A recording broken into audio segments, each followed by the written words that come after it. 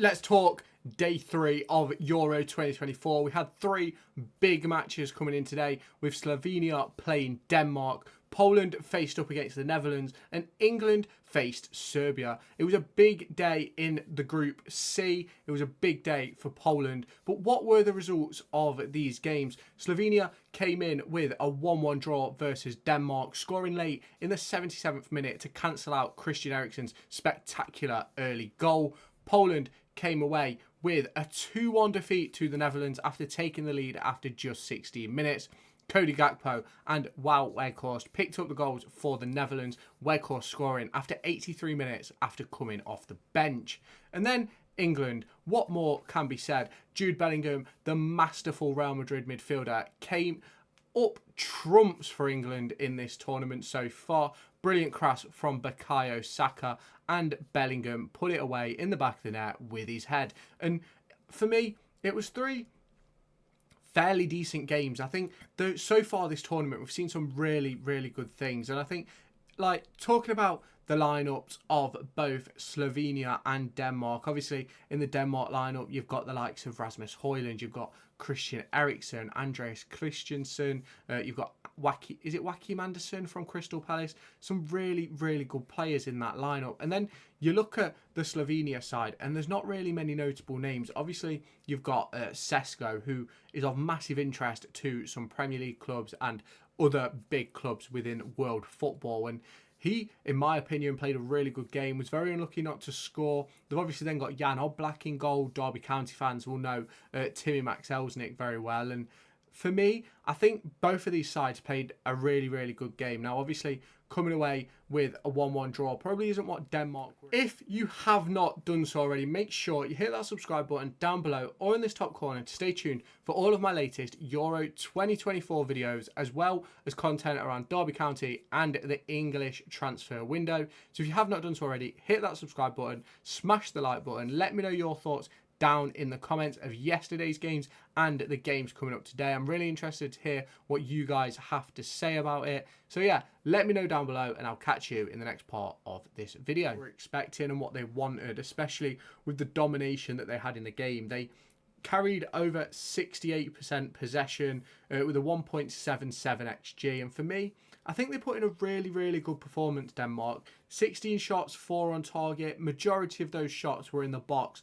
But Slovenia just had something to fight for, in my opinion. I think they showed a lot of heart, a lot of spirit in the game, and I think you can't really take away from like the midfield battle, in my opinion. I thought Elsnik and is it Serin in midfield with Slovenia, I thought they did really well against the likes of Højbjerg and Eriksen. I think Benjamin Sesko and Spora did really well up against the back 3 of Andersen, Christensen and Vestergaard. I think they put in really, really good performances. And even the back 4 of Slovenia, Janza, Bijol, Jurkic and Kurnikic. Don't know if I've said that right. Let me know down in the comments. But I think they all put in excellent performances, keeping the likes of Højlund and Wind quiet. Now, obviously, you've probably seen the goal that Christian Eriksen scored. I thought it was a really, really good piece of play. Christian Eriksen running off the back of his runner. I do believe it was Timmy Max-Elsnik who Eriksen ran off and put it away in the bottom corner. It's a magical moment for Christian Eriksen, who in the last major tournament had his problems. Well, it wasn't the last major tournament, it was the last Euros, wasn't it? Don't really want to go too much into it. We all know what happened. But I think both sides played well. Obviously, if we do look at that group right now, obviously, we've already spoke about the England result. England taking all 3 points, so they topped the group. Denmark, Slovenia, then Serbia. It's going to be interesting to see how the rest of this group plays out, because I think there was a really good performance from Denmark and Slovenia today, and they could pose some problems to Derby County. And obviously, with the domination of the game that Denmark had, they may be I personally think they'll be very, very disappointed. 582 passes, 89% passing accuracy to 241, and I think that's not really something you can ignore as a Danishman. I think Slovenia will absolutely run away with that point if they can pick up one win in their next 2 games. If they can beat Serbia or England, they probably go through. And the real thing is now, if England win the next game, they're through. I think that's how it works. Yeah. If they win the next game, they're through because no one can get above 6 points. Yeah, because we'd beat Denmark, so they'd only be able to get 4. Yeah. See, I am right. I know what I'm talking about. So it's one of those for me where the group is going to be quite interesting. The next game is obviously the massive one. The second game is always the most important one. And we now go on to Group D, round 1, Poland versus the Netherlands. Now, I thought this game was very, very interesting. I thought Netherlands were, in my opinion, by far the better side, but they just didn't really have the end product. And obviously Gakpo scored his goal, took a wicked deflection to equalise after Bunkser scored after about 15 minutes. But for me, I felt in like the first 60, 70 minutes, there was just no end product from the Netherlands. The chances they were creating weren't, in my opinion, of a great standard. But obviously, they take off Memphis Depay, they take off Cody Gakpo, they bring on Weghorst, who I think is not like your world-class striker. He can do a job, and that's what he did when he came on, obviously picking up the goal that won the game in the end. And if we do look at both sides, and I think a big talking point of this Polish side is there's no Christian Bielik. Now, he left Derby County to go and play international football because he needed to play in the Championship. Now he's nowhere near the squad. And I think that tells you a lot more about Bielik than it does about Derby County. And if we do talk about this squad, there are some really good players in this Polish squad. Wojciech Szczesny, Jakub Kiwor, Bednarek. You've got Buxa up front. You've got Zielinski. And obviously, this game was with no Lewandowski. There was no Lewandowski available. Well, he was on the bench, but I don't think he was fit to play. You've obviously then got Moder as well, Jakub Moder. And for me, I do think that this Polish side put in a really good performance. Obviously, they didn't get the result they wanted, and that's going to be the talking point heading into the second game. Can they pick up a win? Can they get out of the group? Because that's going to be the discussion. Obviously, Memphis Depay put in a fairly decent performance, but just wasn't in the right areas at the right times. And I think that's been a discussion about Memphis Depay throughout his entire career. Obviously, I think he made the wrong move moving to Manchester United as early as he did, and I think it ruined, realistically, his career trajectory. At the point that he went to United, I think he had Real Madrid were interested, I think Barcelona were interested, had some really big teams after him, and he obviously moved to United, didn't really perform well. Then obviously he ended up finding his feet and he's been around the clubs now. I think he's at Atletico Madrid, but he's been at Barcelona. He's spent time at a range of different clubs. And Depay does have ability, and I think something that needs to be discussed in this game is Xavi Simons. I thought for parts of the game, I thought he was really good, but I thought there was a lot he just didn't do. And obviously, he's still young. He's growing into the team. He's growing as a footballer every time he kicks the ball. And I just don't think there was enough from Simons to really give him sort of a leg up, let's say. Cody Gakpo obviously picking up the goal. He takes home man of the match. And I don't really think you can say much about the back four. I thought they all played their part for the Netherlands. Thought they were very good at times. Obviously, when you've got the likes of Ake and Virgil van Dijk, what else do you expect, really? So realistically, I don't think there's much more to say on that topic. But if we do just give it a little discussion about the stats. Obviously, Netherlands were in control of the game, as I've mentioned. Like, I don't think they were the better team for a majority of the game, but they definitely dominated the game. 66% possession to 34%. 21 shots on target, 4 were on target, 7 shots on target out of 12 for Poland. And I bang this drum every video I make. Clinical nature. 4 shots on target, 2 goals. 7 shots on target, 1 goal. And although those 7 shots on target came from 12 shots, just not enough. 2 big chances missed for both sides. 3 big chances created for the Netherlands. 1.47 XG to 1.32. So the extra shots didn't really make much difference in the sense of type of chance created, or the quality of chance created, let's say. So it's very much a topic of discussion for this Netherlands side. And then we close out this video talking about England versus Serbia. Now, I thought England, for the most part of the game, were the better side. I think once they scored the goal, obviously I think it was about after 15 minutes, Jude Bellingham popped up with a header from a Bukayo Saka cross. I thought it was a very, very resolute England performance, and there'll be a lot of people talking, saying, oh, but we didn't have much of the ball in the second half. We were a bit sloppy in possession. And for me, if we play like that all the way through the tournament, will we beat a France? Probably not. Will we beat a Portugal? Maybe not. Will we beat a Germany? Probably not.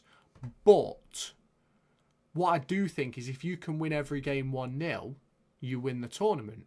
So that's where the discussion sort of is for me. If we play percentage football, in my opinion, like we did in the second half, we know we've got a quality back four. We know we've got a really good midfield. We get our goal, let them have the ball, give them the opportunity. Percentage-wise, we're going to win the ball 9 times out of, well, probably 7 times out of 10, based on our quality of player and their ability to read a game. And this is something which does need to be discussed, though, because we're a better side than percentage football. And you just look at some of the names on the team sheet. Now, obviously, a lot of people wanted to see Bellingham and Foden. And I've got a video coming out later today talking about Eni Aluko's comments about playing with the 2 10s. And for me, I have to say, that is what we did. Foden was coming really narrow. Bellingham was sort of pushing a little bit over to the right. Saka holding the width. You had Trippier bombing up the left. And I think the big problem that we had in this game was we didn't have a left-footed wing-back. If we had a left-footed wing-back, we'd have created God knows how many chances on that left-hand side. And I think, obviously, you look at the quality of player in England's side with Trent, Declan Rice, John Stones, Jude Bellingham, Bukayo Saka, Harry Kane, Phil Foden. Like, there's an abundance of talent. And you've got to just look at the bench. Cole Palmer didn't touch the pitch. Eberici Eze did not touch the pitch. Ollie Watkins didn't touch the pitch. Who else have we got on that bench that didn't touch the pitch? Obviously, Luke Shaw, Anthony Gordon. Like, there's so many players on that bench that are incredible footballers. So it's one of those for me where I still think the best is yet to come. This isn't how we're going to play the entire tournament. We saw it in Qatar, really. I think we started off with like a 6-1, 6-2 win or something. And it doesn't mean you're going to go on to win the tournament because you absolutely drop a absolute banger in game 1. You want to drop that banger when you hit the semi-finals. When you hit the finals, that's when you want the banger. That's when you want your players to be at their absolute best. Their absolute peak performance is in those knockout rounds. We just get out of this group cruising, fine. Then we need to hit form. And obviously, there's a lot of good players in the Serbia side. Obviously, Mitrovic, Vlahovic, Milenkovic, Savic, Kostic. But they weren't able to create anything meaningful, in my opinion. They had a couple of what you'd probably call half chances. Both teams, neither created 1 XG. Neither, even if you put them together, created a full XG. So I think it's obviously massive that if you look through the game, there was 11 shots in total. There was 4 total shots on target. So for me, it was one of those games where it's just one of those games for me where the big discussion is around the style rather than the result. And I think the result is the main part of tournament football. A win is a win. Getting through to each round, that's what you want.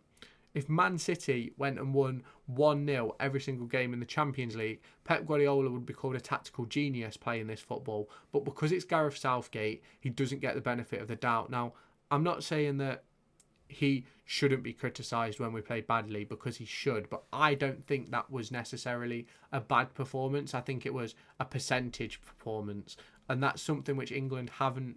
Well, we've done it occasionally, but it's not been a massive thing of our game. Now, if you go back to Euro 2021, when we got all the way to the final, we played that percentage football, and we went, like, yes, we went to the 3-5-2, the 4-3-3. We moved through formations in that tournament, but the percentage football was the mainstay, and it got us to a final, and we were just unlucky in that final. I think we should have gone a bit more attacking in that second half of that game because Italy were there for the taking, but that's a completely different discussion. So obviously tomorrow there is Romania-Ukraine. That's the first game at 2 p.m. UK time. Then you've got Belgium-Slovakia, and then you've got Austria versus France. Now, obviously Romania-Ukraine, big game for Group E. I think this game has a lot to say on who gets potentially second or first place, really. I don't think Romania is really in it, but I think Ukraine definitely have an opportunity.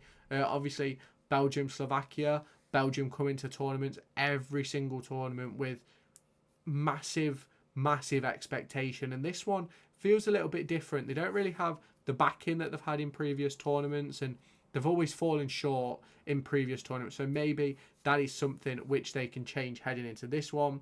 And then obviously a game I'm really interested in watching is Austria versus France.